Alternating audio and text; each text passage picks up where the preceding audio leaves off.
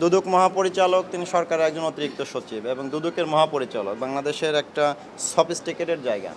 এবং যখন এই ঘটনাটা ঘটলো তিনি কিন্তু বসে নাই, উনিও কিন্তু আমাদের সাথে সাথে এসেছেন রাতে, তখন প্রায় রাত 12টা একটার সময় আসার পরে উনি যেভাবে ব্যাখ্যা করলেন যে তার এই দুইটা আইফোনে সরকারের অনেক গুরুত্বপূর্ণ নথি আছে, যেটা এখন তো আমরা ওই স্ক্যানার মেশিনের পরিবর্তে মোবাইল ফোন দিয়ে স্ক্যান করি, এই দুইটা হারায় গেলে অনেক ডকুমেন্টস ক্ষতিগ্রস্ত হতে পারে বা এটা বেহাত হতে পারে। তো স্বাভাবিকভাবে এটা আমার তার ফোনের চেয়ে ছিল ইনফরমেশনটা বেশি জরুরি। খেয়াল করেন, আমরা ফোন উদ্ধার করি নাই, ফোন উদ্ধারের চেয়ে বেশি জরুরি ছিল আমাদের ইনফরমেশনগুলো যাতে বেহাত না হয়, আবার পাশাপাশি যাতে এটা উদ্ধার করা হয়, এটা ওই জন্য গুরুত্ব দেওয়া ছিল। আর এই ফোন উদ্ধার করার জন্য আমাদের পুরো প্রায় 24 থেকে 26 ঘন্টা আমাদের প্রায় 20 জন পুলিশ সদস্য, এসি এবং এডিসি, আমরা সার্বক্ষণিক যে আমাদের প্রযুক্তিগত সহায়তা সেইটা দিছি।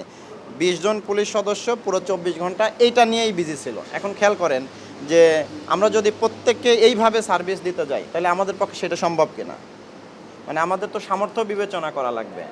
আমরা ঈদের মৌসুমে আমরা সবাই যেভাবে খরচ করি, সারা বছর কি সেভাবে খরচ করতে পারি? আমার এই মোহাম্মদপুর থানায় 150 জন পুলিশের মধ্যে 20 জন চৌকস পুলিশ এই দুইটা মোবাইল ফোন উদ্ধার করতে ব্যস্ত। তো আমরা তো চাই প্রত্যেকটা নাগরিকের ফোন কেন, একটা ভিক্ষুকও যদি তার একটা ছোট জিনিসও হারাই ফেলে সেটাও যাতে পুলিশ উদ্ধার করে দেয়, সেই সামর্থ্য বা দক্ষতা পুলিশের আছে, কিন্তু পুলিশের জনবলটা নাই। মোট হচ্ছে যে 25 আর 2 হলো 27 আর আদাবর থানায় হলো 12, তাহলে মোট হলো কত? 39 জন এখন পর্যন্ত আমাদের হেফাজতে আছে। আমাদের প্রায় 7 থেকে 8টা অভিযানিক টিম এখন মাঠে আছে, তারা অভিযান করতেছে, হয়তো আরও ধরা পড়তে পারে। আগে মোহাম্মদপুরে গড়ে মামলা হয়তো 200, সেই মামলা মানে এক একটা ঘটনা, অপরাধের ঘটনা, সেই ঘটনা এখন প্রায় অর্ধেকে নেমে আসছে। এটার তো আমাদের ডকুমেন্টারি, আপনার ডকুমেন্টেড একটা ফ্যাক্ট।